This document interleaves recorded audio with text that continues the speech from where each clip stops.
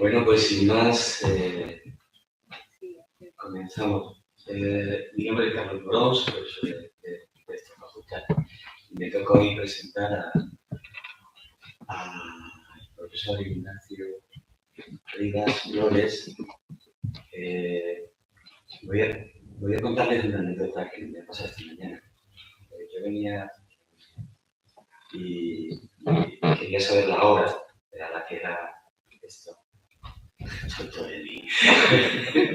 Y entonces he consultado y he visto que el título decía Conferencia plenaria del profesor Ignacio Rivas. Entonces, como uno tiene la tendencia a ir al móvil y consultar todo lo que uno quiera ampliar para conocer más, pues he buscado qué significaba una conferencia plenaria en un congreso como este. Entonces les leo porque me parece muy interesante. Dice, son aquellas de las que hablan los rockstars, las estrellas del rock, de tu campo. Mucha gente acude a los congresos solamente por escuchar y ver a estas personas, a las cuales, si son de otros países, lo mismo no vuelves a ver nunca. Son los expertos y más reconocidos investigadores. Normalmente suelen ser sesiones únicas. No hay otras conferencias ni actividades a la vez. Pero una vez acaban, solo ver cómo cancelar. Bueno, yo no sabía que venía un concierto de rock. Pues tenía a dos estrellas de rock ahora mismo y a otra. El profesor José Ignacio Rivas Flores, todos lo conocemos como Nacho, es catedrático de esta universidad, es doctor en pedagogía, y sus investigaciones se centran en lo cualitativo y en lo etnográfico, centrándose actualmente en la investigación biográfica y narrativa. Personalmente tengo que decir que fue profesor mío de una asignatura de investigación cualitativa y me abrió los ojos a la radicalidad de la investigación cualitativa. Se lo agradezco desde aquí. Ha ocupado diversos cargos en esta universidad, desde vicerrector, vicedecano, vicesecretario, director de departamento en todo el servicio. Ha sido fundador y coordinador y pertenece al grupo de investigación PROCIE, profesorado de comunicación e investigación educativa. Forma parte de la Red Universitaria de Innovación e Investigación Educativa y de la Red Iberoamericana de Investigación en Identidad Profesional Docente. Y es el director del Instituto Universitario de Investigación de Formación de Profesionales de la Educación, creado hace muy poquito, en 2020, que ya apunta a una trayectoria muy interesante en la que hemos tenido que colaborar todos los miembros del instituto. Y sin más, le doy la palabra a nuestra estrella de rock, Nacho. Buenos días, buenas tardes, buenas noches, no sé ya ahora que estamos. Primero la estrella de rock iba a ser Pepe y Miguel, y por problemas de agenda pues me tocó a mí, que debe ser por la melena, no por problemas de agenda. Pero bueno, yo agradecido al grupo de investigación del proyecto Roma que puede estar aquí ahora, y pues a mi hijo Julia, que me haya invitado, porque ya coordinó y en su figura reconozco el trabajo que se ha hecho en el Congreso en el que estamos ahora, por parte de este grupo de investigación, amigo, compañero, colega de mi grupo y con el que colaboramos desde hace tiempo, compartimos espacios, tiempos, discusiones y proyectos. Con lo cual, un placer ser parte también de este proyecto. Yo no tenía título, pero bueno, pues, tampoco me lo pidieron, con lo cual no sabía si ponerlo o no ponerlo, pero al final he optado por darle un título a algo para que tenga un sentido. Y lo he llamado así, con este interrogante, transiciones o transformaciones. Primero, porque Pepe Jimeno me ha quitado parte del discurso, por lo menos me ha dado bien para lo que yo vaya a decir ahora, porque creo que hay muchos puntos de coincidencia y voy a profundizar en algunas de las cuestiones que también ha planteado, que me parece que son necesarias para entender lo que pasa.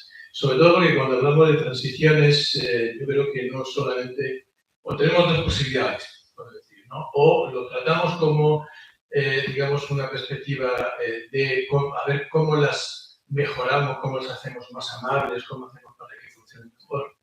O realmente la pensamos como una condición de un sistema educativo que presenta un montón de problemas y dificultades y que realmente las transiciones vienen a demostrar mucho los desajustes que este sistema educativo tiene y presenta en este momento.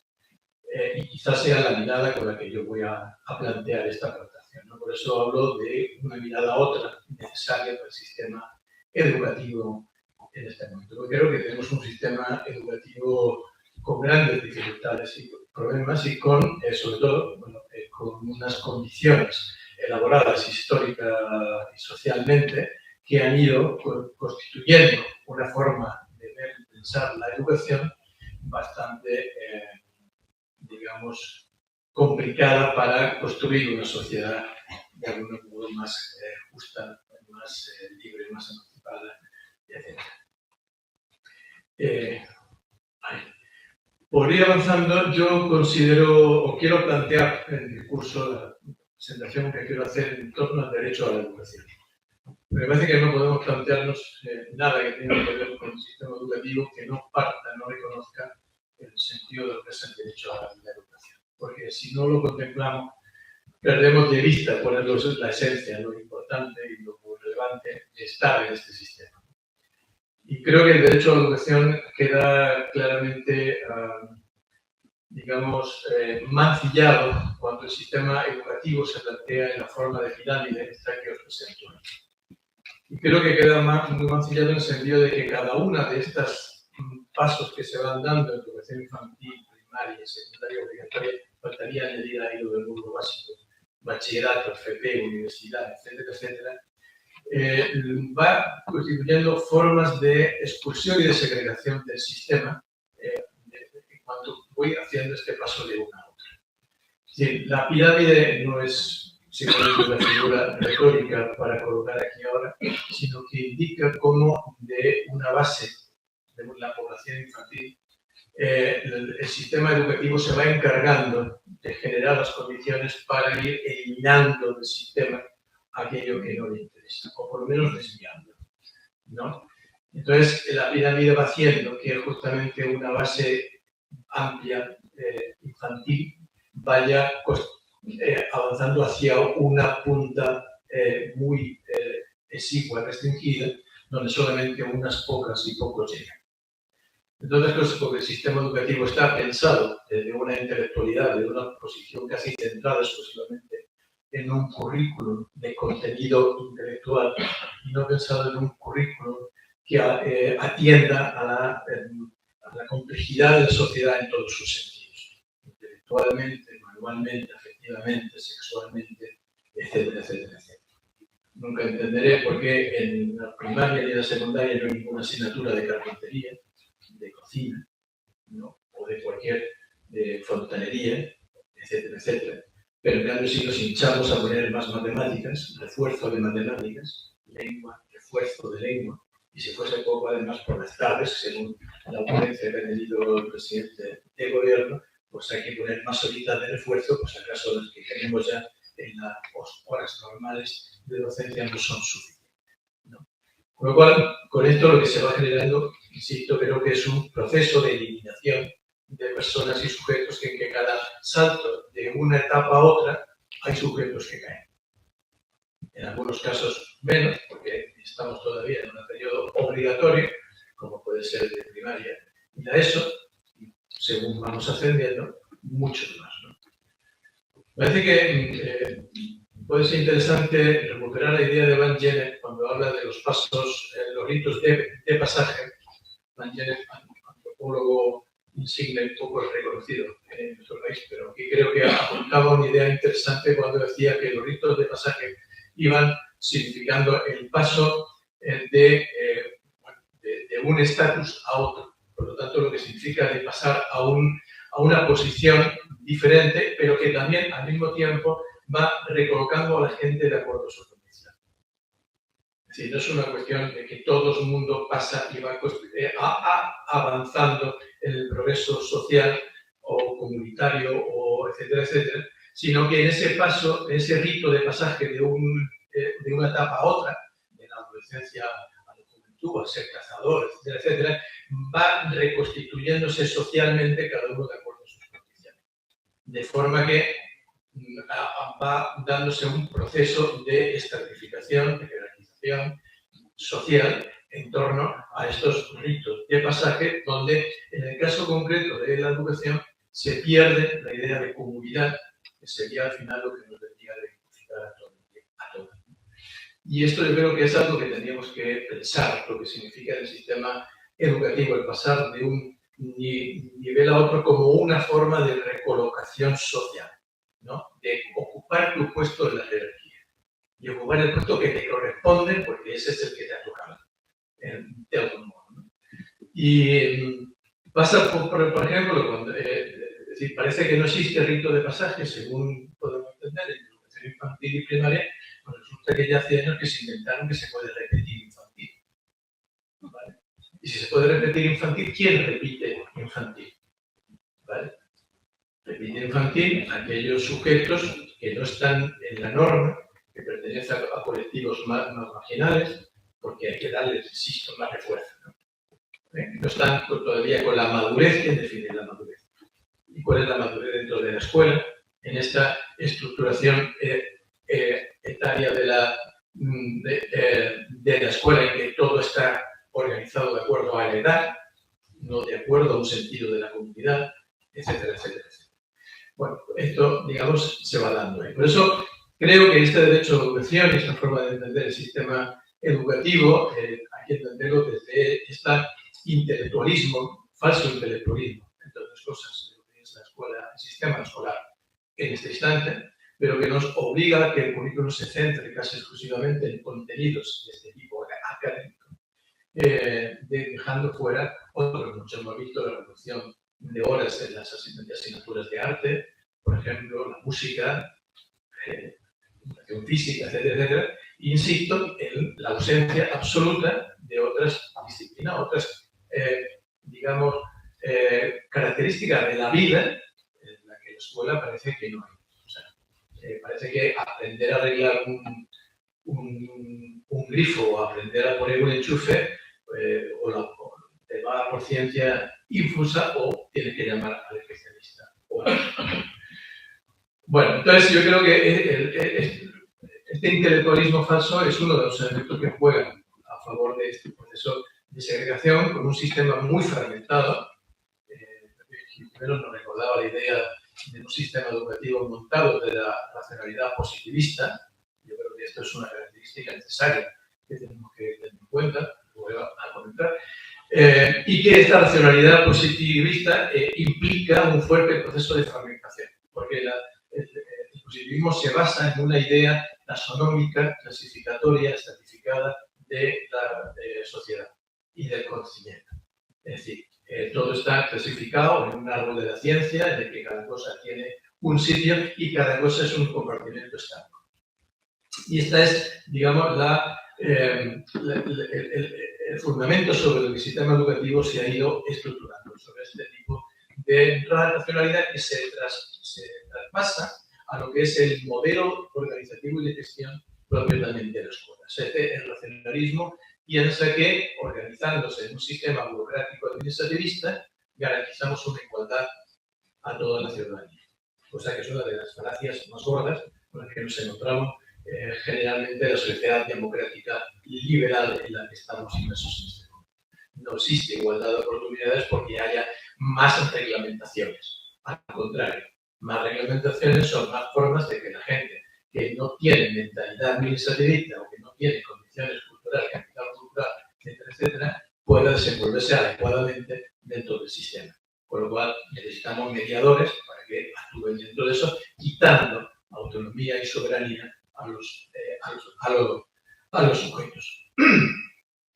Por lo tanto, fragmentado, segmentado, taxonómico, que implica segregación, exclusión y selección.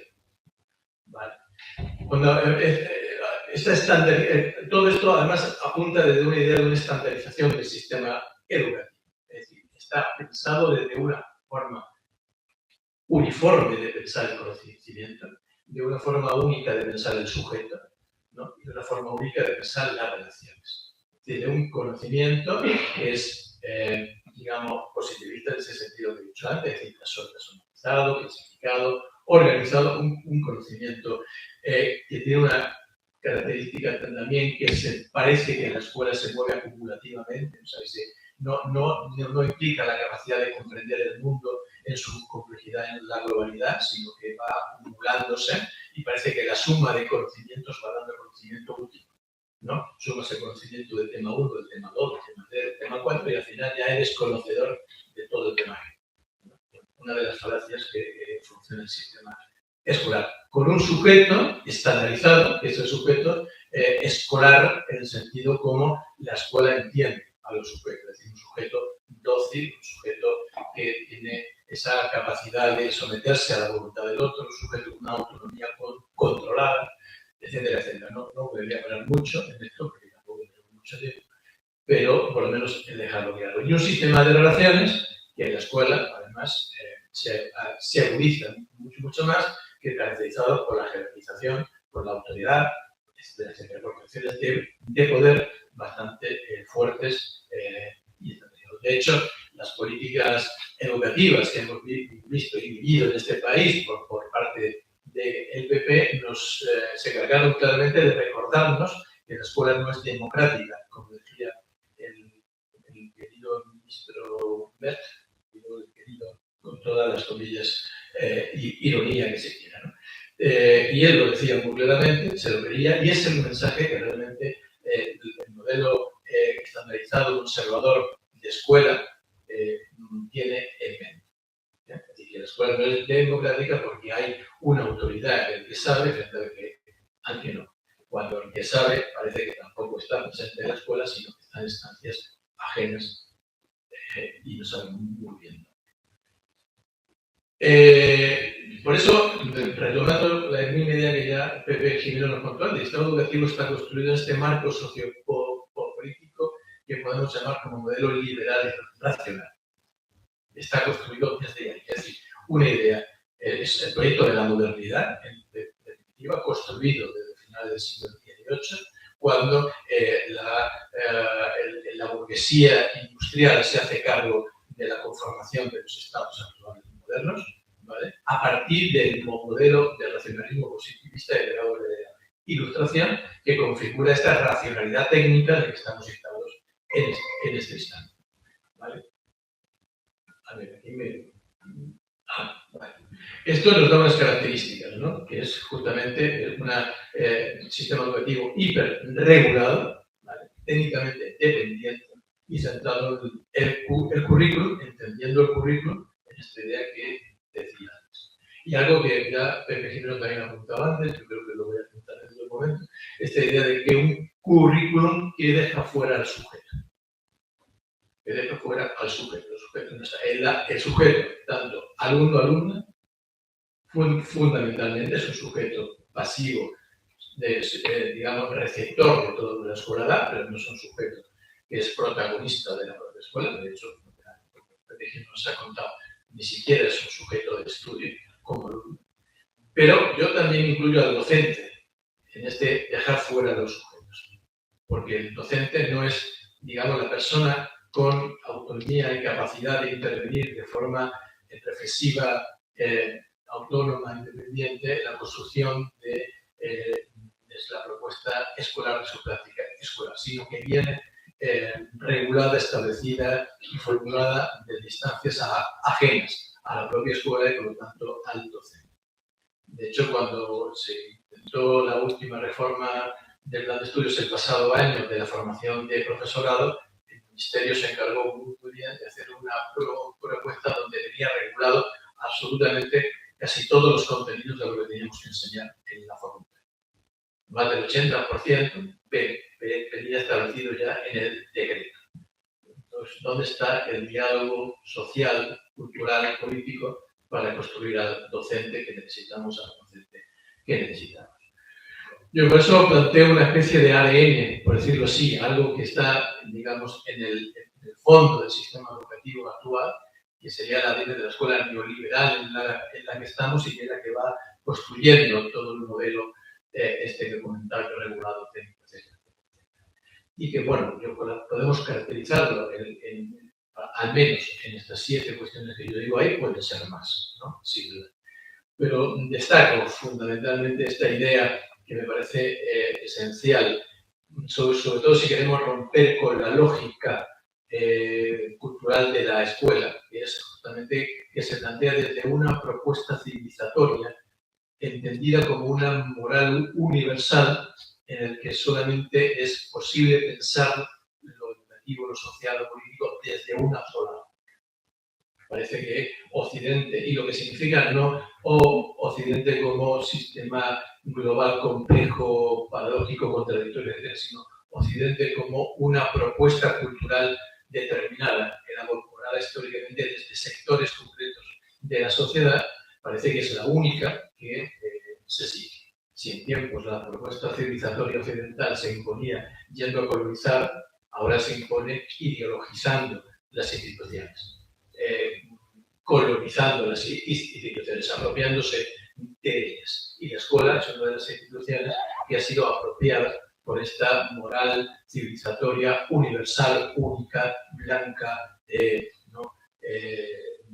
rubio, todas las características de lo que es el modelo de hombre-mujer, hombre fundamentalmente, occidental, que se basa en una propuesta racionalista de la edad de la Ilustración, como comenté ya, dentro de una matriz económica mercantil en la que estamos. O sea, esta estructura del sistema educativo no es ajena a los modelos de producción, no es ajena a entender la sociedad desde una perspectiva mercantilizada, ¿vale?, en el que todo funciona de acuerdo a un sistema de compra-venta, por decirlo de alguna forma, y en ese sentido todo el proceso educativo basado en la evaluación, la calificación, la nota, etcétera, etcétera, son formas de ir conformando un sistema económico en la subjetividad de los chicos y de las chicas. No es un sistema para la mejora. Las calificaciones son un sistema de incorporar un proceso, una mentalidad mercantilizada dentro del proceso escolar, donde vendo mis actitudes, mis acciones, mis actividades, las tareas, etcétera, etcétera, a cambio de una nota, no el conocimiento. El conocimiento que es fundamental. Vale, aquí incluye el principio del liberalismo, comentando la idea, bueno, democracia liberal, caracterizada como una ideología de gestión, y esto es fundamental porque yo creo que esta idea administrativizada de la escuela basada en un planteamiento técnico es fundamental, y ahí entra una idea de gestión, una ideología de gestión heredada justamente del proyecto de modernidad construido desde la burguesía industrial que ha caracterizado la modernidad, ¿no? Y es donde nos situamos. Cuando la clase que ocupa la hegemonía social y política es aquella que se dedica al mercado, y el mercado se caracteriza por la gestión, lo que caracteriza a las instituciones que salen de ese tipo de configuración de clase son justamente las que les corresponden. Por lo tanto, la gestión, la burocracia, etcétera, como ficción de la igualdad. Una ficción de igualdad, como decía antes, ¿no? Dependiente de un sistema industrializado, y ahí podemos avanzar mucho más. La pregunta de Miguel hacía antes, ¿no?, entrarían dentro de esa idea que está ocurriendo con las sucesivas revoluciones industriales y sus efectos dentro de la estratificación del sistema educativo, como cada nueva revolución industrial ha significado una vuelta de tuerca más en el sistema educativo, empezando lo que fue la consideración de la primaria como una etapa obligatoria para pasar a la secundaria, cuando las revoluciones industriales subsiguientes fueron obligando a mayores especializaciones y formación más completa, luego la universidad, bueno, etcétera, etcétera, ¿vale? Y yo creo que todo esto nos lleva a pensar en las falacias de la modernidad, que es las falacias que se plantean desde la modernidad, que habría que recomponer estos dos términos, pero en definitiva son con los que se mueve, que es el de la igualdad, el individualismo, esa falsa idea de equidad, de progreso y de justicia. Esto supone unos efectos en la lógica escolar que básicamente podríamos definiría en este momento estos dos, ¿no? La pérdida de control. El control no está en la escuela, el control está fuera de la escuela, está en el sistema político-económico que regula todo esto que estoy diciendo, en esta construcción ideológica desde una ideología concreta, o sea, no desde la pluralidad ideológica que debería de caracterizarla, sino desde una posición ideológica muy concreta, basada en estos planteamientos que he ido diciendo de la burocracia, la tecnologización, la gestión, etc. Por lo tanto, la escuela ha perdido el control de las tres cosas sobre las cuales debería construir su soberanía. La soberanía escolar de la comunidad escolar, entendiendo comunidad escolar, profesorado, alumnado, la familia y todo su entorno, ¿vale? Y que por lo tanto la finalidad sea el fruto de un debate social, cultural de toda la comunidad, no solamente de los políticos o de aquellos que se arrogan el poder de decir cuáles son las finalidades de la escuela. Entonces, la escuela debería de recuperar el control de esto, de la finalidad de los procedimientos y los resultados, ¿vale? Porque por mucho que nos creamos los docentes, que tenemos autonomía en decidir los procedimientos, estamos en un sistema ya prefabricado, de alguna forma, donde lo que hacemos tiene que ver con el espacio, con la construcción del espacio en el que actuamos, ¿no? Hacía alusión antes a esta idea, ¿no?, de que la configuración del espacio dice mucho acerca de cuáles son las concepciones pedagógicas de la gente que ocupa esos espacios, de modo que los ocupa, ¿no? El otro efecto de la lógica escolar, y que tiene un potencial impresionante, es que está diseñado el proyecto escolar siempre como un proyecto a futuro. Es decir, no estamos construyendo sobre las necesidades del presente de los chicos, de las chicas o de la sociedad, sino construyendo sobre un hipotético día del mañana, ¿no?, al que apunta un sistema educativo cada vez más complicado de entender, hacia dónde nos conduce de acuerdo a las características de la sociedad actual y de los modos como va evolucionando y cambiando. Por lo tanto, el hecho de que la escuela se fije más en el futuro que en el presente es una forma de evitar la discusión, el debate público dentro de la propia escuela y la construcción de un conocimiento crítico autónomo en los chicos y en las chicas que están siendo parte de ella.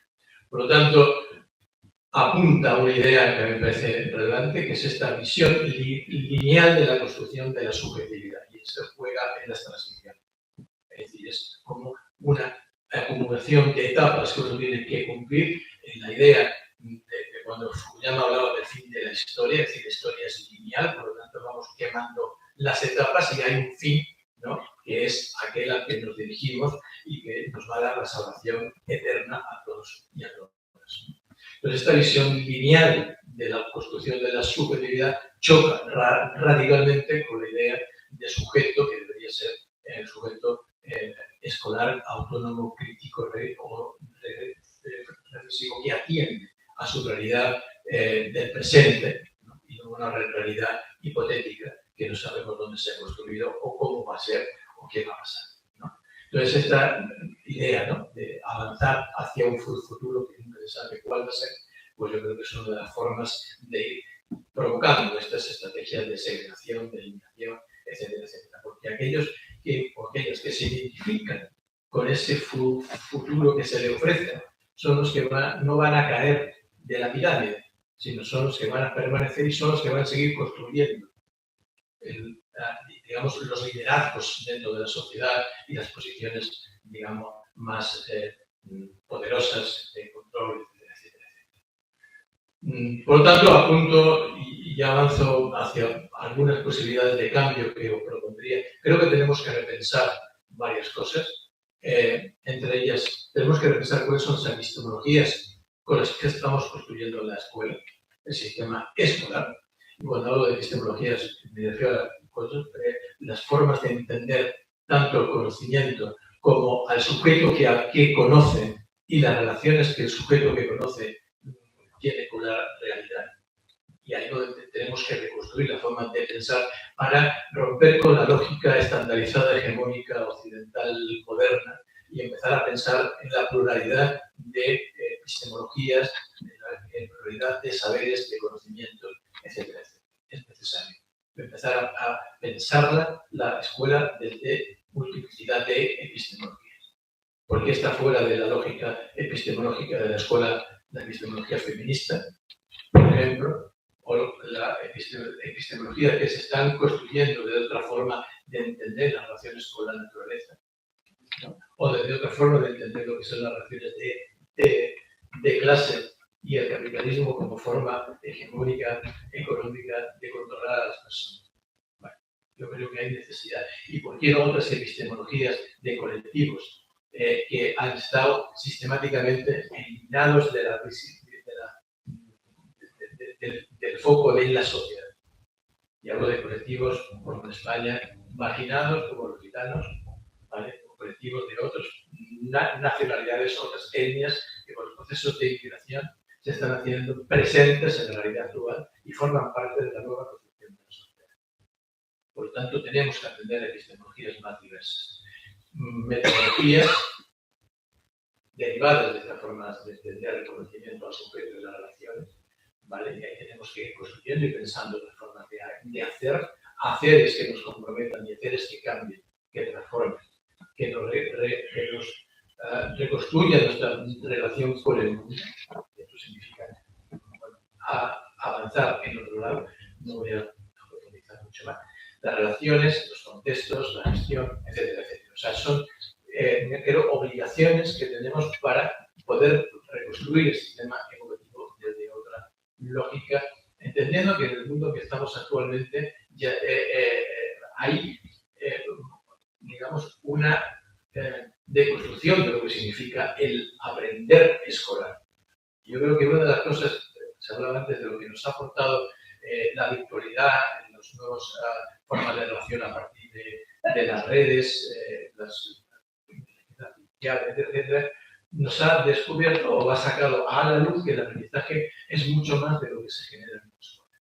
El aprendizaje no es solamente una cuestión relacionada con unas formas de hacer unas prácticas escolares, profesionales determinadas, sino que el aprendizaje discurre por caminos más complejos y diversos. El aprendizaje no es lineal, unilateral, no va de profesor a alumno, sino que, digamos, tiene otra serie de características como esas que se plantean ahí, que podríamos profundizar, pero que en definitiva son elementos que están jugando de alguna forma contra el modelo estandarizado de la escuela. Nuestros chicos y nuestras chicas no están ya pensando en el aprendizaje desde esa lógica única escolar, lo cual hace que justamente haya rupturas fuertes, ya no solamente entre aquellos que están fuera de los focos de lo que significa ser un sujeto escolar, sino que ya estos incluso están empezando a sentirse fuera. Una cosa que estamos viendo es que el acceso a las redes está unificando a los sujetos sin distinción de edad. Pero el sistema educativo sigue pensando en las edades. Los chicos y las chicas aprenden cuando se conectan con otros y con otras en redes, digamos, de conocimiento, que pueden ser muy discutidas, criticadas o lo que nos parezca bien, pero están ahí. Y los chicos y las chicas aprenden, se forman y se incorporan a, digamos, a proyectos en la medida que comparten ideas, pareceres o formas de hacer a través de las redes. Nuestros chicos y nuestras chicas aprenden más con los tutoriales de YouTube que con lo que les enseñamos en la escuela. Pero es más, algunos maestros y maestras le dicen a los chicos que busquen los tutoriales de YouTube para que aprendan lo que tendrían que estar haciendo en la escuela. Con lo cual la paradoja ya es más fuerte, ¿no? Entonces, bueno, son elementos que creo que tenemos que empezar a hablar. Por lo tanto, para un nuevo marco de la educación tenemos que pensar en otras ecologías del aprendizaje que rompen con esta lógica burocrática, administrativizada, escalada de la educación segmentada. Por lo tanto, hay que pensar desde otras ecologías, es decir, otra forma de entender cuáles son los contextos que tenemos que construir para el aprendizaje, entendiendo todo este conjunto amplio y diverso, y que transformen las condiciones pedagógicas en las que estamos, cuestionando el modelo transmisivo en el que estamos, en un proceso de co-construcción de conocimientos, por lo tanto, del mundo. Y ahí apunto algo que Miguel decía también antes, la experiencia es conocimiento.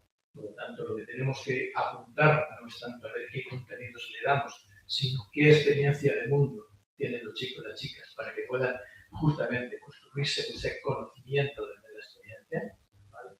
Y sobre todo afrontar los problemas globales de la humanidad y de la naturaleza. Una escuela que no atiende a lo que es la situación que vivimos en términos de crisis climática, de crisis de género, de crisis del capitalismo, de crisis de las guerras en las que estamos viviendo, etcétera, etcétera, esa escuela pierde el norte y no va a poder darle sentido a los chicos y las chicas del mundo en el que están, ¿vale? Hago 3 propuestas para una educación y termino con esto ya, pero muy provocadoras creo. Y quiero proponer los objetivos que provoque. Yo apuntaría un sistema educativo integrado y añado con interrogante único, sobre todo cuando hablamos de enseñanza obligatoria. Pero si no pensamos el sistema educativo desde la escuela maternal hasta la universidad o la FP de grado superior o los estudios que vengan a continuación de educación permanente a lo largo de la vida, como queramos darle denominación a ese tema, si no integramos todo el sistema educativo en una mentalidad compartida que nos aúne de las finalidades, que nos aúne, no aunar en el sentido de homogeneizar, sino que pensemos en común lo que queremos construir como sistema educativo, como mundo, como sociedad, pues me parece que vamos a mantener la segmentación, por lo tanto, la exclusión y la segregación. Y ya por concretar, apuntaría a una obligatoriedad hasta los 18 años en un sistema único, insisto, un sistema único que implica que aprendemos tanto desde el punto de vista intelectual como desde el punto de vista de habilidades de otro tipo, manuales, mecánicas, artísticas, afectivas, etcétera, etcétera. Insisto, no entiendo un currículum escolar que no incluya cocina y carpintería, por decir dos, ¿vale? Pero no entiendo que los chicos y las chicas no puedan atender ese tipo de cuestiones, ¿vale? Que pueda ser diversificado a partir de los 16 años, pero dentro de esa mentalidad compartida del sistema, ¿vale? Que es fundamental. Por lo tanto, una idea de currículum abierto e integral, esto que decía, que incluya todo lo que los chicos y las chicas necesitan para la vida, ¿no? Para entender el mundo en el que están y participar en el mundo en el que están ahora, no cuando tengan 18 años. Que sean sujetos que participan en la vida, en el mundo, desde ya. Y un chico, una chica de 4, 5, 6, 10, 15 años tiene capacidad de participación en la medida que dejemos de sus condiciones, de su desarrollo, de su etcétera, etcétera. Pero cualquier sujeto tiene, para que sea un sujeto que se construya de una ciudadanía realmente democrática, solidaria, etcétera, etcétera, necesariamente tiene que tener esta capacidad de participación, ¿vale? No segmentado, es decir, que pensemos en ciclos de enseñanza, no en cursos, pensemos en niveles más complejos, que los alumnos y las alumnas en la calle, con los primos, con la familia, se educan juntos y juntas independientemente de la edad. Los chicos y las chicas aprenden más cuando están compartiendo experiencias distintas que no cuando le damos así ¿no? Ponemos orejeras y los ponemos a mirar todos por el mismo lado. Todos los que tenéis niños, chicos, sabéis que los terceros o los segundos, los pequeños, los niños de la casa, aprenden mucho más de sus hermanos que de lo que van a la escuela. Porque están adquiriendo un conocimiento, digamos, en la comunidad de lo que se constituye la vida en familia, que va mucho más allá de lo que la escuela lo propone, que ya lo enseñó hace mucho tiempo. La segunda propuesta es el cuerpo único de profesorado. Una demanda histórica que se ha hecho en este país, a la que nunca se ha hecho caso, pero si no tenemos un cuerpo único, es decir, que el profesor de infantil, de primaria o secundaria pueda pensarse como un cuerpo único, que pueda pasar de un nivel a otro, que pueda tener lo fundamental, una visión del sistema educativo en su conjunto. Porque si yo miro solamente el sistema educativo desde mi rol de profesor o profesora de primero de primaria, no comprendo más allá de lo que es primero de primaria. Pero si yo tengo una visión del sistema educativo completo y soy docente de un sistema educativo completo, en un sistema único, entonces estoy comprendiendo el sistema educativo en toda su complejidad. Las culturas que primero nos decía antes se rompen en la medida que somos capaces de construir comunidad, como Miguel nos decía, apuntando a una comunidad mucho más amplia y compleja, en definitiva. Por tanto, esto nos lleva a esta visión global del currículum, con una diversificación de figuras en la escuela necesaria, y por lo tanto aquí tendríamos que repensar la cuestión, y apunta a la última propuesta que hago, que sería una formación entendida como un título único de educación. No podemos tener un cuerpo único de profesorado si no tenemos una formación del profesorado única. Es decir, que todos y todas los docentes nos formemos en un solo título. Es decir, no es el modelo de segmentación que tenemos en la formación de profesorado con profesor de infantil, de primaria, pedagogía, secundaria, social, etcétera, etcétera, no es más que reproducir la lógica democrática, burocrática, mercantil que os comenté antes. Por lo tanto, no tiene sentido, para mi punto de vista, el segmentar también la formación de los profesionales de la educación. Los profesionales de educación tenemos que formarnos juntos, porque si no, no hay un proyecto educativo colectivo. Un proyecto educativo que pensemos la educación como un proyecto de sociedad, cada uno desde su diversidad, desde sus ideologías y sus posiciones, pero pensando la educación como, digamos, algo que nos une, que nos identifica. Por lo tanto, apuntaría a este título único, con un marco conceptual que compartamos, por lo tanto, este proyecto de la educación, con una idea de los itinerarios flexibles, con esta idea del mayo niño, interesante, donde se pueda uno diversificar su formación de acuerdo a sus intereses, no que entre por el carril de primaria y tenga que salir a los 4 años formado solo en primaria, ¿vale? Por infantil, sino que pueda tener una diversidad de posibilidades de formación desde, digamos, trayectorias o itinerarios distintos y construyendo un tercer espacio formativo, que es este que crea el puente entre universidad y escuela o sistema educativo o educación en general, ¿no? Entendiendo educación también en el ámbito no formal, etc.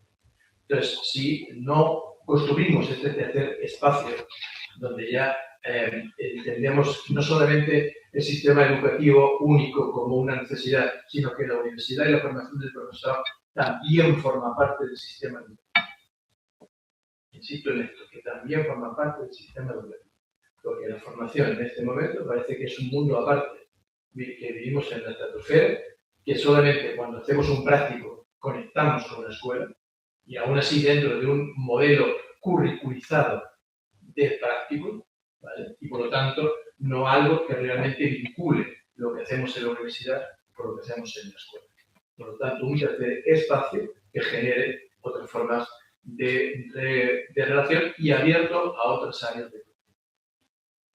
O sea, no nos pensemos en exclusivo.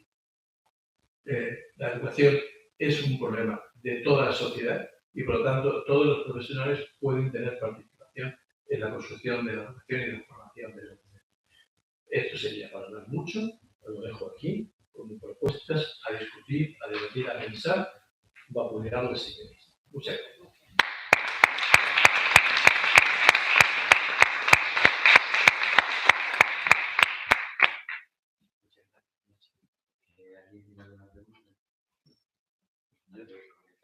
Yo tengo una sugerencia.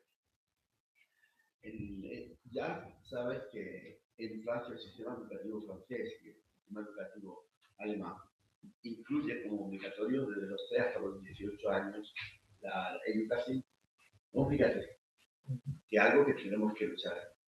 Pero yo lo que quiero es que me digas qué te parece que en lugar de los 3 años hasta los 18 se incluya de 0 a 3 también. Porque sean de 3 a 6. ¿He dicho desde maternal? No he dicho lo de maternal. De 0 a 3 años. ¿Qué te parece? Sí, vamos, lo he dicho. Yo que entiendo el sistema educativo desde maternal hasta los 18 años, pero entendiendo que a los 18 años tampoco acaba el sistema educativo. Es decir, la universidad tiene que sentirse como sistema educativo. Porque si la universidad no se siente sistema educativo, mal. Y yo creo que en este proceso de segmentación, de fragmentación, la universidad, como estamos en la cúspide, somos esta élite aparte, entonces nos quedamos fuera. Y parece que nosotros estamos en otro ámbito, vivimos en otro mundo. Pero yo creo que tenemos que incluir la universidad, igual que tenemos que incluir la formación profesional, la de grado medio o superior, tenemos que incluir y pensarla como parte del mismo sistema. Ahora mismo, o sea, el profesorado que está dando el grado medio o superior, los talleres, no tiene ni siquiera reconocimiento de una titulación superior que, digamos, le permita entrar dentro del mismo estatus que el profesorado que está dando en matemáticas. O sea, esto es algo ilógico e irracional, ¿no? Entonces, yo creo que ahí tenemos que ir, por eso, esta idea de cuerpo único, incluyendo todo, incluso la formación profesional, etcétera, y una formación en la cual estemos todos y todas incluidos. Por supuesto, desde maternal hasta los 18 años y más allá. Yo tengo una pregunta. Estoy muy de acuerdo con tus propuestas, me parecen muy interesantes, pero me pregunto cómo la ponemos en marcha. Y me explico. Claro que tenemos que tener una utopía y un sitio a donde mirar, pero ¿crees que tú y yo llegaremos a ver esto? Porque cuando miro ni siquiera la izquierda más radical tiene este tipo de planteamientos para ponerlos en marcha ya. ¿Crees que es posible de verdad? Creo que es deseable que nos pongamos a trabajar para conseguirlo. Ahora, evidentemente, esto implica un cambio de cultura escolar, pero también de cultura social. Porque que el sistema educativo se sostenga como está ahora responde también a que sigue las directrices de un sistema hegemónico cultural y social sobre el cual se sustenta. Por lo tanto, creo como educador, educadora, pedagogo, pedagoga, etcétera, etcétera, tenemos responsabilidad de ir generando otro discurso educativo en la sociedad que permita ir cambiando los parámetros sobre los cuales estamos pensando. Y eso significa tener capacidad de incidir culturalmente en la sociedad para que seamos capaces de pensar la educación desde otro modo. O dicho de otro modo, llegamos a la misma conclusión de la pedagogía crítica. No cambiamos la educación, sino cambiamos la sociedad. Es que no podemos pensar por separado. O sea, que el sistema educativo es el que es porque estamos en la sociedad en la que estamos, evidentemente. Entonces, por eso hay que hacer un proceso profundo. La responsabilidad nuestra justamente es esta de comprometernos. Y ahí también sigo un poquito a Giroud cuando habla de que los docentes tienen que convertirse en movimiento social de transformación. No solamente en educadores, sino que la educación, las escuelas tienen que convertirse en movimientos sociales de transformación. Que sean capaces de incidir en cuestiones como las que he dicho, ¿no? Los problemas de género, los problemas medioambientales, los problemas de las guerras, etcétera, etcétera. Tenemos que ser militantes justamente de la construcción de un mundo en que los valores antropológicos básicos de la equidad, la emancipación, la solidaridad, etcétera, sean los que se pongan por delante. Pero eso es, digamos, la responsabilidad nuestra de contribuir a construir esa cultura. Muy bien. ¿Alguna cuestión? ¿Alguna pregunta? Miguel. No, porque la universidad. Pues muchísimas gracias, Nacho. Están los músicos ahí, están los músicos.